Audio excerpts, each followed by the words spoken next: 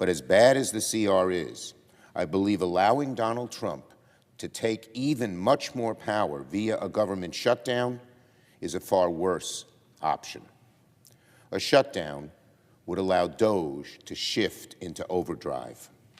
Let me repeat, a shutdown will allow Doge to shift into overdrive. It would give Donald Trump and Doge the keys to the city, state, and country.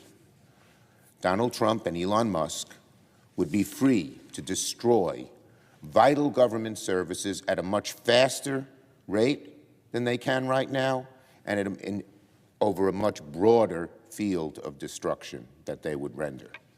In a shutdown, Donald Trump and Doge will have the power to determine what is considered essential and what is not.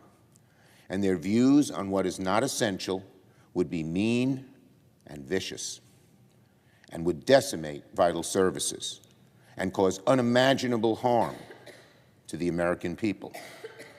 Making matters even worse, in a shutdown, there is no check on their determinations, Trump and Doge's determinations on what is essential and what is not. In fact, on February the 26th, OMB, led by Russell Vought, told agencies to work with Doge to create a list of non-essential workers so that they could reduce staffing even faster in a shutdown. They're already preparing for a shutdown. Musk has told everybody he wants a shutdown because he knows it will help him achieve his horrible goal of just decimating the federal government from one end to the other. In other words, if government were to shut down, Doge has a plan in place to exploit the crisis for maximum destruction.